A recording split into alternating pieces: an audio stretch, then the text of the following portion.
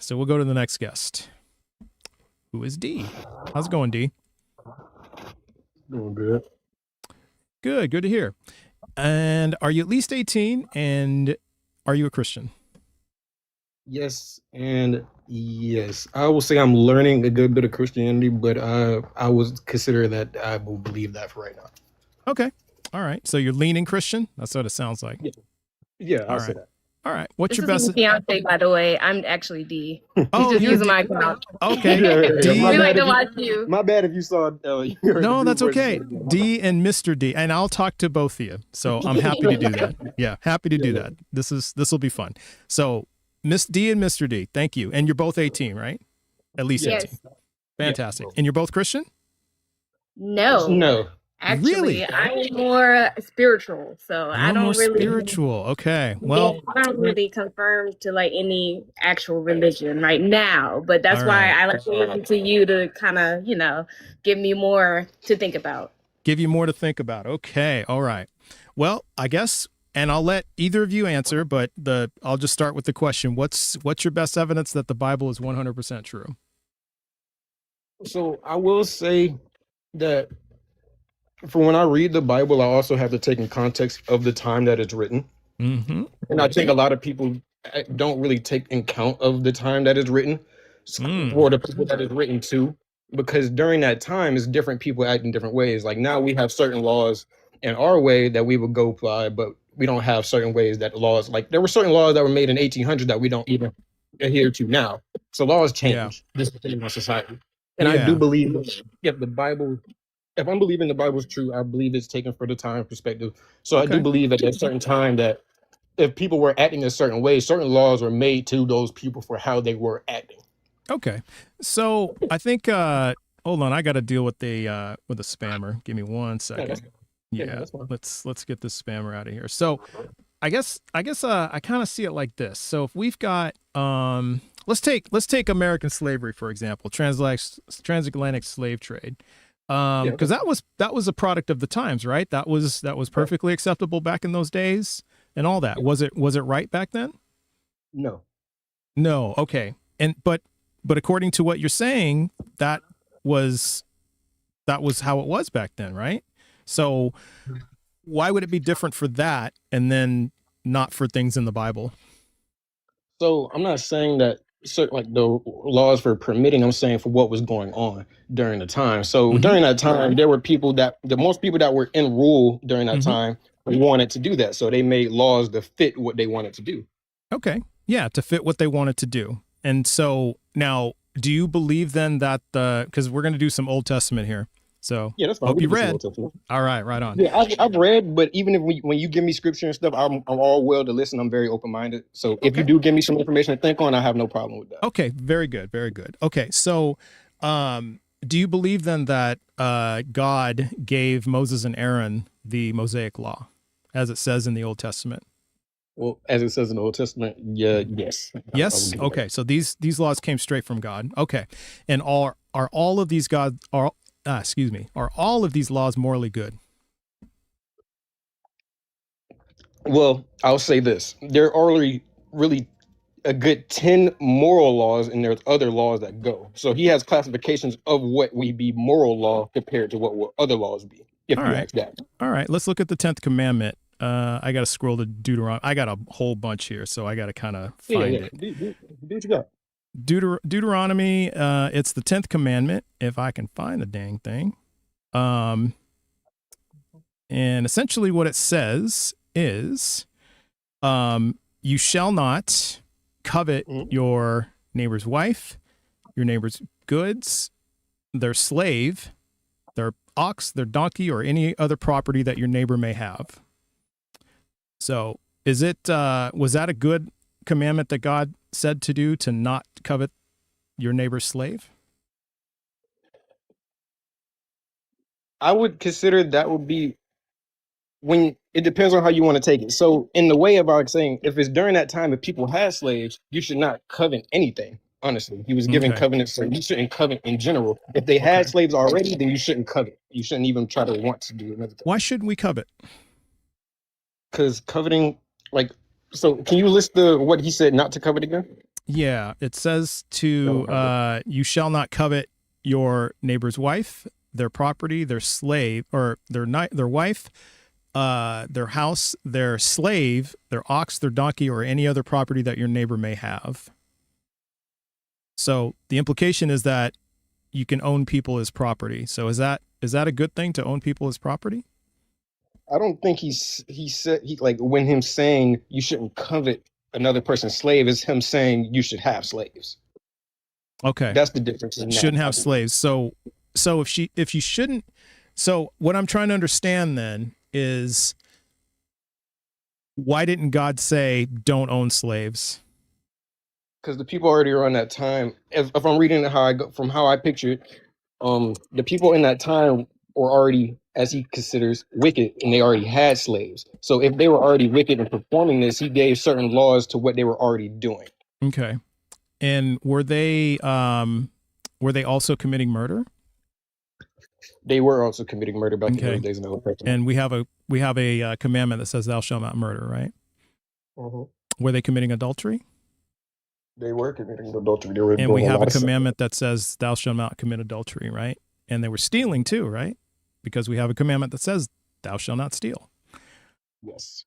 And we also have a commandment that says to keep holy the Sabbath day. So in your mind, Mr. D, what's worse, to own a slave or to ignore the Sabbath?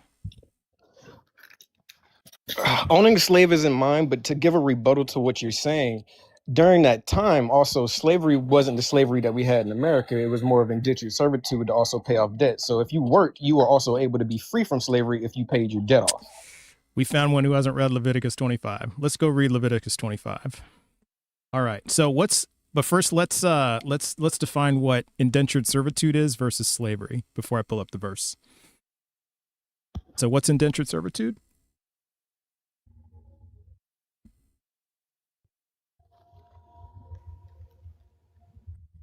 Are you asking me, or are you? Yeah. I'm asking you what is indentured servitude, and then compare that to slavery. So slavery. Well, start with indentured servitude. From how it, I've been seeing it being explained would be that, well, like I kind of said, it was for when people were in debt or they had something that they had to get off, or they were put into a position where they had to work in order to get out of that debt. So that was indentured servitude. So like a maid or multiple things you could probably think of the way to describe that. Okay. So actually, yeah, here we're gonna kind of verify that. So I'm gonna pull up Exodus 21 because I think it kind of supports what you're saying in a way. Okay. Because it says here, in verse 2, when you buy male Hebrews, and just to verify, these are from God, because it says these are the ordinances you shall set before them. And if you read all of Exodus, it does specifically say that he gave these laws to Moses and Aaron to give to his people, right? So it says here, when you buy a male Hebrew slave, he shall serve 6 years, but in the 7th he shall go out. Remember that phrase, go out, a free person without debt. So I think that's what you're referring to, right? So yes. So this slave is working off their debt, right? Mm-hmm. Okay, that's what you're referring to. Now, if we keep reading, there are some provisions for this. If he comes in single, he shall go out single. If he comes in married, then his wife shall go out with him. If his master gives him a wife, and she bears him sons or daughters, the wife and her children shall be her master's, and he shall go out alone. So that's not indentured for the wife and children. Excuse me. If the master gives him a wife, they don't go out. So it's not 6 years for them. Why not? Only way I could actually pertain to this, if like in a Christian, if I have to take a full Christian, because I mean, even reading it, there's certain things that I wouldn't think sound very great, but if I had to try to give a justification to it, they're not permittedly his. He was given to him, so it's not something he chose. It wasn't something he came into either. It's actually the master's will to give a person to this person. So it's not he's choosing to even be with this person either. So is it morally good for the master to give his indentured servant a wife and then keep the sons and daughters as slaves? No, I don't even think, even though I don't think he should even have slaves, I don't even think it's right to give another person to them. I'm with you on that. I'm with you. Okay, but this is a law that God gave Moses and Aaron, right? So are we saying that this isn't a morally good law? Well, is this one of the actual moral laws? I have to ask, or is this a different law from the actual moral laws? This is part of the Mosaic law. And okay. And then if you've read the Old Testament, it says in a lot of places, you shall follow all of them forever. That's what it says there, right? So yeah, they were expected to follow these laws. And this is, you can say these are moral laws. If you don't follow them, you go to hell. You get punished. From reading in the Old Testament, yeah, he had more stricter rules in the law before Jesus came. That's why most of the laws, even Jesus says he fulfilled them. But I understand we're in the Old Testament, so we're talking Old Testament at the time. So this is neither moral nor immoral. It's just amoral. It's just neutral. I won't call it neutral because I mean, if it was neutral, I wouldn't have a feeling about it. Yeah, yeah, exactly. You got that feeling. And the same feeling I felt when I first read this, when I was a long time ago when I was a Christian. Okay. But now if we keep are you able to read a little bit of the top so I could get the full context of it? Just Yeah. So it says here, laws concerning slaves. These are the ordinances that you shall set before them. So when you buy a male Hebrew slave, he shall serve 6 years. But in the 7th, he shall go out a free person without debt, right? So we read all of that. And then we already talked about this, is if his master gives him a wife and she bears him sons or daughters, the wife and her children shall be her master's, and he shall go out alone. So it's a temporary marriage, man. You only get him until he goes out, and then wife stays behind if she bears sons or daughters. So if she's a baby making factory, then she stays back. But if the slave declares, I love my master, my wife, and my children, I will not go out a free person, then his master shall bring him before God. So before God, this is happening before God. He shall be brought to the door or the doorpost, and the master shall pierce his ear with an awl, and he shall serve him for life. So if this guy falls in love with his wife that the master gives him, and they have children, and he says, but I love my wife, then the master will keep him for life. Oh, sorry, it got cut off. There we go. You can read that. No, you're fine. Yeah. So, moral? Not moral? What do you think? Not moral. Not moral. D, there we go. Not moral. Well, D, then if you don't think that's moral, let's go to the next part. All right. When a man sells his daughter as a slave, remember when I said to remember that one phrase, he shall go out, right? Mm-hmm. In the 7th, he shall go out a free person. So remember that. Now, let's go to 7. When a man sells his daughter as a slave, she shall not go out as the male slaves do. What does that mean? She should not leave the same way he does. She is a slave for life. So I have a 15-year-old daughter. Would it be morally good for me, D or Mr. D, to sell her into slavery? No. No. How about you, Mr. D? No. Okay, very good.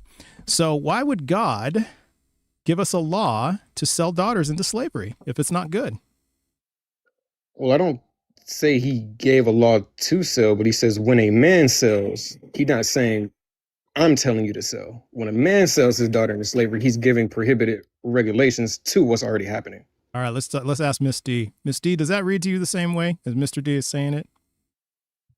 I can understand both point of views. Would it be okay for your dad to sell you into slavery? No. You'd be cool with that? No? Definitely Would not. you be cool with that? Yeah. Mr. D, you have a sister? He's trying to like say that the laws are kind of just because it was already happening. Like he's not really saying that it's not. Yeah, so like even without the laws, these things would have been people already was doing wickedness without the laws. Mm-hmm. So without the laws, there was already still slavery, stealing, killing, all these things. So he gave certain things in permits to what was going on. Got it. Not to say that these things that were happening were still like good or justify why he didn't just say, stop all of that, but people, even if you say stop all of that, people will already reject most of what's going on. Okay, so then that means then, if we just bring it all the way back to American slavery, slavery was happening before they had any laws codified, right? Yes. In America, it was already happening, but there were no laws yet concerning slavery. So that means the laws that they passed to allow slavery were okay, right? No. Okay, so why is this different? So one is they're using the laws to justify their slavery. The other one is they're doing slavery already, and he's putting laws and permission to what's already happening. Okay. When they did their slavery, they were bringing it and they made their laws so they could be more justified in what they were doing. Okay. And so you don't see this as God allowing slavery. Is that what you're telling me? He's permitting slavery. I would say since he didn't condemn it, I guess you could say it like that. Because if he just said thou shalt not have slaves, then it would be him saying you're not allowed to have it, right? Yeah. So he's okay. Do you know what the word condone means? Yeah. Yeah. What's it mean? Condone, to allow to happen. Condone means accept and allow behavior that is considered morally wrong or offensive to continue. So you agree that slavery is morally wrong or offensive, right? Mm-hmm. And is with these laws, these two laws that we have read, is God allowing this to continue? Yes, I will say he's allowing it to continue. Okay, so he's condoning slavery. Yeah, he's condoning slavery, right? Yeah, during this time. Okay. He's allowing it to continue until his point is fulfilled. So he's condoning a man selling his daughter as a slave. Yeah, I would say that because, I mean, like you said, when a man sells his daughter, he's already saying this is happening. He's not saying already stop doing that. He's just saying this is happening. All right. Miss D, I have a question for you. This next verse, if she does not please her master, what do you think that means?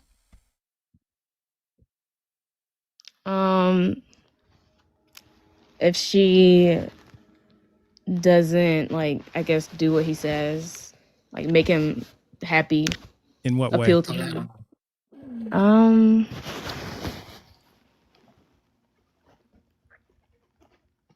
not sure. Could you give me a little bit of what you think on that? Oh, yeah. Because I've had a couple of rabbis up on my lives before. And what they explained this is going on is that in many instances, when a family sold their daughter as a slave, she went in as a concubine, and she served for life. So to either nobles or kings or something like that. So when it says if she does not please her master, there's only one job a concubine has. Right? Mm-hmm. Yeah. Right? Who designated her for himself. There it is. Then he shall let her be redeemed. He shall have no right to sell her to a foreign people, since he has dealt unfairly with her. So, yeah, you can read this as, okay, he can't just toss her aside, right, and sell her to a foreign nation. But then it goes on. If he designates her for his son. So a little bit of, try her out, and nah, I'm not feeling her. I'm going to give her to my son. He shall deal with her as a daughter. So now she becomes a daughter. Now that doesn't automatically mean that he tried out the merchandise. I'm not saying that all the time. But what I'm saying though is if he does, then he has to treat her as a daughter. So yeah, there were times that men bought daughters as slaves and then they gave them to their son. But the bottom line is buying them as slaves. That's the bottom line.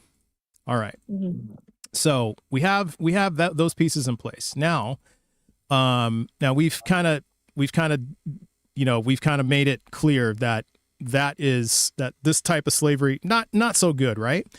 But you said, Mr. D, that it was only indentured servitude, which I have already demonstrated it wasn't, because daughters sold as slaves were in for life. So that's not indentured servitude, right? That's life. Well, I have to then ask, because it says when a man sells his daughter, because I understand what you're saying, but then I have to also wonder, why is the man selling his daughter into it? Now, Yeah, I could it say could be there for a is lot of reasons reasons. for They that, need the or money. it could just be, yeah. So either it could be certain things for that time. Like I said, it's still not good, but this was what's already happening. Right. And what reason justifies anyone selling their daughter as a slave? No reason. Like no reason. So there's no justifies. So there's no excuse for this. There's reasons, but there's not excuses, right?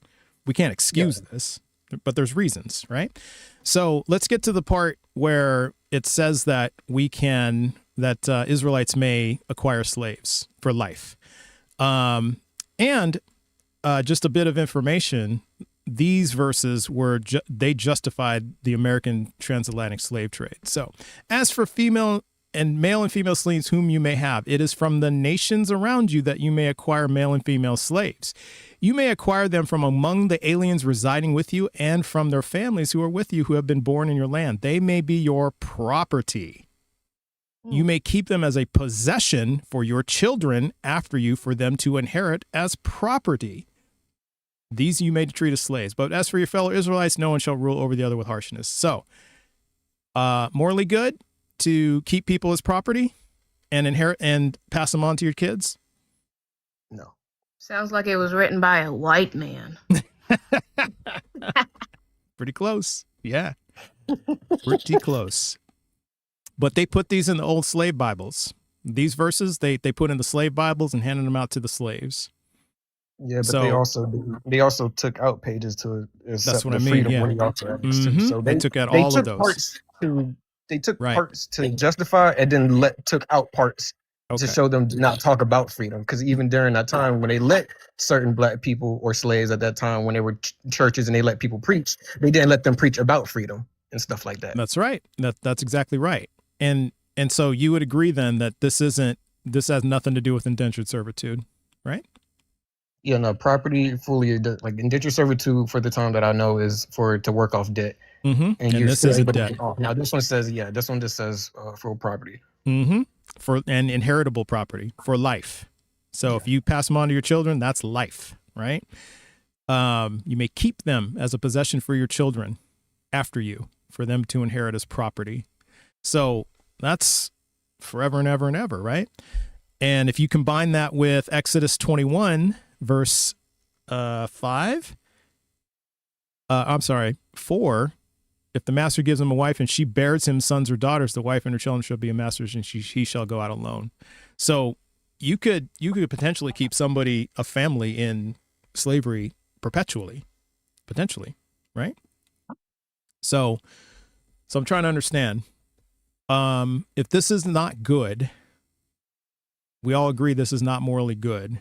Why did God allow this? Why did God condone this? See, I don't have a good explanation for why condoning, but for like why not just saying stop it. But I do, like I said, this is still stuff that happened already before he even gave these laws. Sure, it happened. Yet you would agree he has the power to say stop, right? Murder happened. I agree that he has the power to do anything. Yeah. Yeah, and murder happened before he said don't murder, but he said don't murder.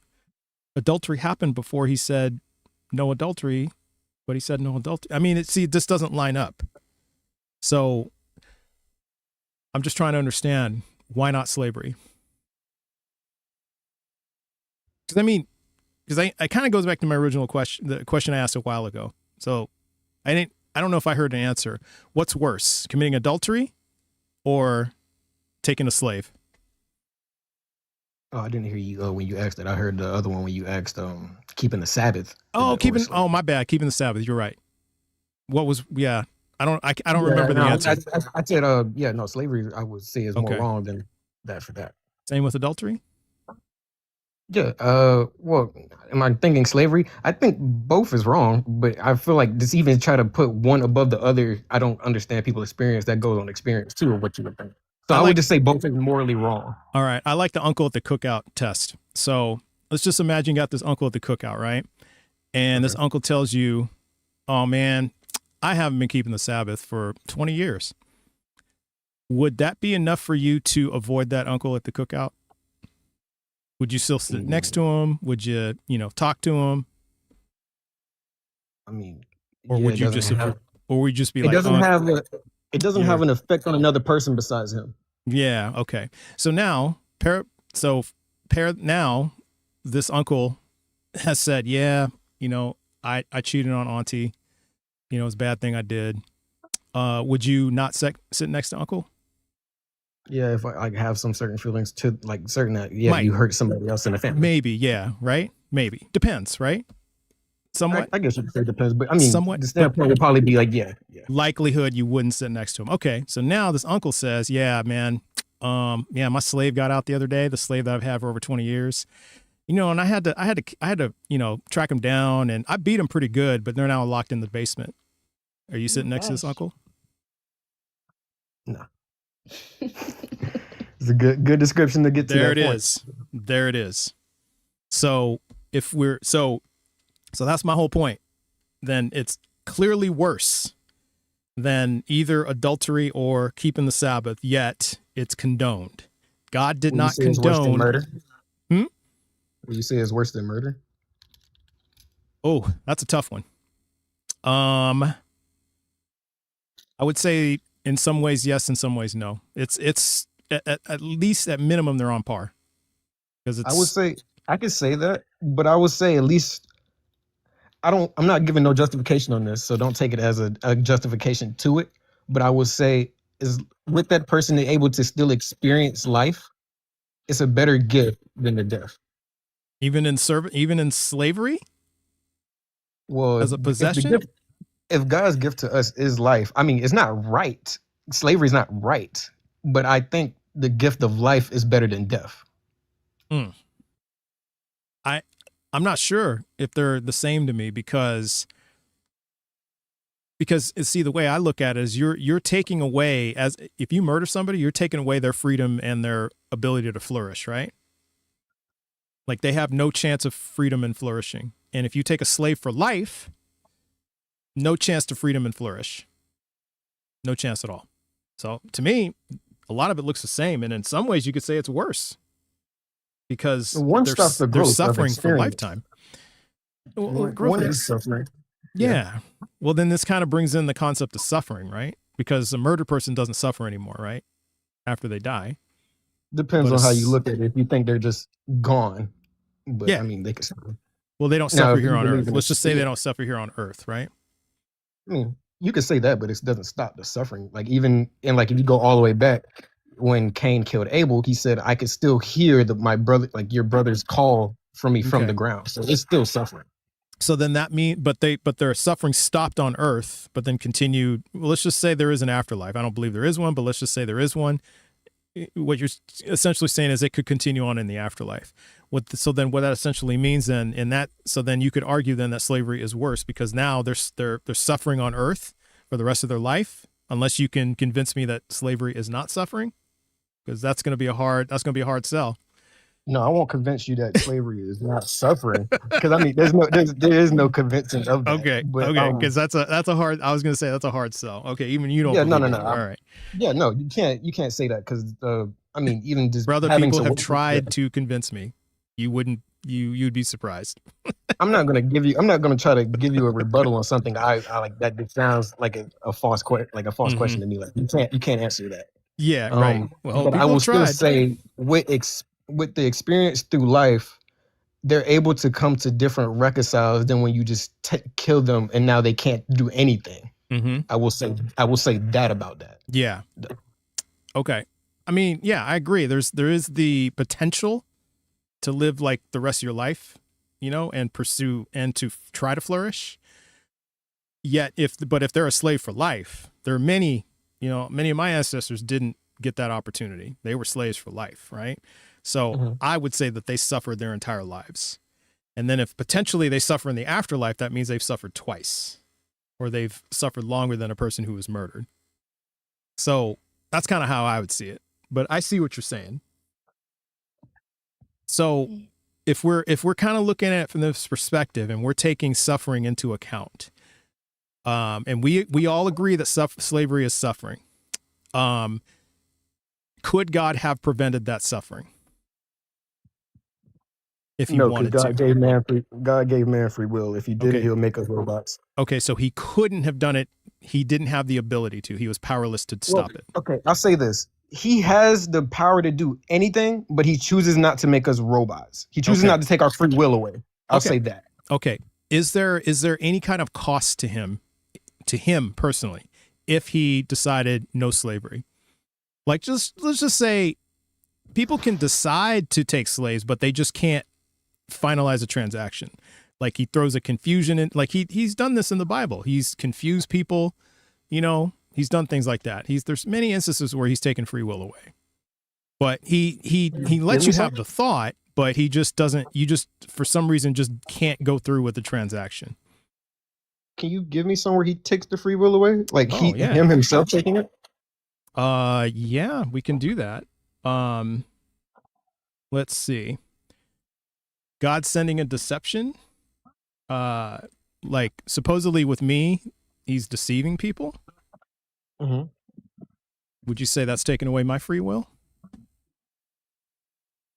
In what regard? You said you feel like he's deceiving you, so that's taking away your free will. Well, that's what here, I'm pulling up the verse. Where is it on my script? Thessalonians, 2 Thessalonians. So here, I'll pull it up. Yeah, thank you. Yeah. It says in 2 Thessalonians that he sends a deception to people like me. It's if you accept that I'm perishing and, well, it says here, the coming of the lawless one is apparent in the working of Satan, uses all power, signs, lying wonders, and every kind of wicked deception. For this reason, God sends them a powerful delusion, leading them to believe what is false. So, okay, let me read that full part. Yeah. So how is so isn't that isn't sending a powerful delusion leading someone to believe what is false? That's gaslighting, number one. But isn't that taking away free will? No, sending a delusion doesn't change your free will. Leading them to believe what is false. Now, so does that mean then that leading them to believe what is false? The lawless one is apparent in the works of Satan, who uses all his power and every kind of weakness, and those who perish, they refuse to love the truth. So the ones that love Satan, he's basically. So you're saying like so the people that are with Satan, he sends them powerful delusions. Yeah, because Satan, who uses all power, signs, lying wonders, and every kind of wicked deception for those who are perishing because they refuse to love the truth and to so be saved. They refused to love the truth and so be saved. For this reason, God sends them a powerful delusion, leading them to believe what is false. So is that preserving or taking away free will? It kind of keeps your free will, because if you're already following the deceptions of it, then the delusion is just making you believe it's right. So then the opposite would be true. God sending them a powerful truth, leading them to believe what is true, would also be preserving free will. Yeah, you have the ability. If you believe the truth, and the truth is just he's leading you to actually get more belief to it. Like, I guess if you say in the Holy Spirit, then yeah, you still have free will for that. Okay, so you're saying this isn't affecting free will at all in the least bit? No, because in the beginning he's already saying for those that are with Satan. So you already chose to deception. Everybody. Mm-hmm. Okay, and so okay, so in that sense, then, well, what is free will then? Free will is the ability to do whatever you put your mind to. Excuse me. So the ability to put your mind to. And so if God sends me a powerful delusion, can I put my mind to see the truth? I said do anything you put your mind to. So you already... Okay, so I can overcome God's power if I wanted to. No, you can't overcome his power, but he doesn't... He's saying... is God using his power to send me a delusion? He's sending you a delusion to something you already believe. Well, why would he send a delusion to something I already believe? There's no need to do that. I already believe it. Job's already done. Why would he do that? Vote, everybody. Helps you I guess it keeps you more to what you are, if you already believing that is what it is. Okay. So then there's no chance of being convinced otherwise, convinced of the truth. I'm believing that's actually why he's saying that. If you already have that belief and there's no chance of you coming back, he gives you that power to stay where you're at. I'll kind of give an example. Well, he's like sending a delusion. I mean, that's if we read it, what it says is he says he's sending the delusion. Why does he need to do that if you already believe something? Why is he keeping you in that delusion? That doesn't make sense. The heart's already chosen. The heart's already chosen? Yeah, like if you chose that already. So there's no chance of changing your mind then. Like that's what I'm saying. He's probably going, like he's getting to, like what he's saying with the powerful delusion is sending them to believe what is false. Since it's already believed, he's letting that happen with what he's power. But then that means that there's no chance that you can change your mind. So then that means there is no free will.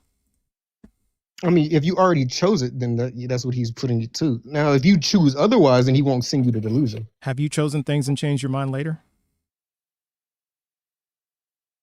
I mean, yeah, plenty. Yeah, of course. So then if he sends a powerful delusion to lead me to believe in the false, in something false, that means there's no chance of me changing my mind because I can't overcome his power, right? Is he using his power to send the delusion? Yeah, he's using his power to send the delusion. I don't think that takes away from still you, though. Like, I could show anybody anything and show them a good thing of why something should happen, but I don't think that takes away from their rational mind. Okay, so could God convince anyone of the truth?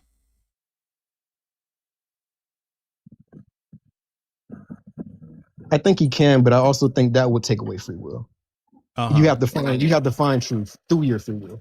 Okay, but it doesn't take. Okay, but that doesn't make sense. So so God sends a powerful delusion. Okay, so still free will. I'll explain it like this: if he gave you truth, God, you have no option to go to falsehood.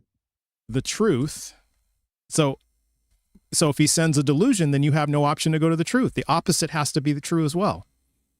Well, he says delusion, not just false. He says it's in a powerful delusion of what is a delusion? A delusion is something you think is real something you think is real that's actually not real. So So something you think is real that is actually not real, but you already believe in what is the evil. So basically, keep like having you reassign. I would take that kind of almost like him with Pharaoh. Like Pharaoh says himself, or in the Bible, he hardened his heart 6 times, and then it says God hardened his heart. Yeah, that's taking away his free will. That's what I mean. But he already chose that part, so he left him in. So there was no way that Pharaoh would ever change his mind because he hardened his heart. I'm saying even before, that's what he chose. Okay, so then, but like you said, you've gone back on your decisions, right? I've gone back, but I haven't chosen that same decision multiple times. It didn't feel like I would. If I chose it multiple times without no actual reconciling myself, then it's not me choosing to go back. That's like let's go back to the powerful delusion thing because we kind of got off track. So if he's sending a powerful delusion, can I overcome it?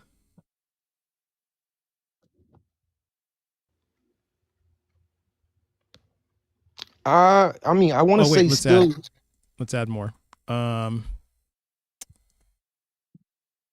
uses his power to send a delusion. It probably should be after this. So I can't overcome God's power. God sends his power to send a delusion. Okay, so is that right so far? All that right? Yeah, you can't overcome God's power. God uses his power to send a delusion. God sends a powerful delusion. And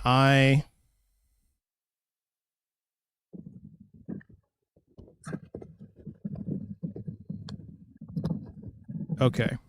So based on what the first 3 are the 3 sentences correct?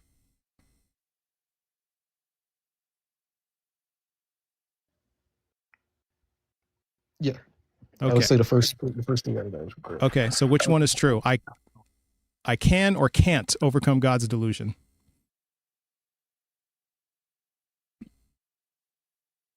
Well, God's delusion isn't the power. He sends like you said, God sends a powerful delusion. It's not his power, though. He just sends a strong delusion. It's still up to you to do what you need to. Okay. That doesn't answer the question.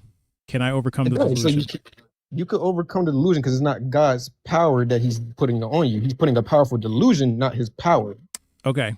So are you saying then, so because it's not his, okay, so I can't overcome God's power. He uses his power to send a delusion, but you're saying it's not his power that I'm overcoming, it's the delusion. So he's when sending you a strong delusion, when it's a but power, it's not him it's a powerful, just putting it on you. Yeah, it's a powerful, yeah, that's, so boy, yeah, that's, really, so basically say like a very, that's a really lot of cope. strong That's so much cope. Come on. But it's a delusion. Man. The delusion isn't real. He sends you something powerful that isn't real. So Come yes, on, if you man. know it's Let's a cope. delusion, All right. how is it? You got to explain to me how it's true. Because what you're saying then is, okay, so okay, Mike Tyson has power, right? Okay. Right? Has power. Mike Tyson sends a powerful punch. Okay. Are you overcoming his power, or are you overcoming his powerful punch? Yeah, you're overcoming the punch. I mean, it's still a powerful punch, but it's the punch. It's just a powerful punch. Okay. So is his punch based on his power? Yes. I mean, they go.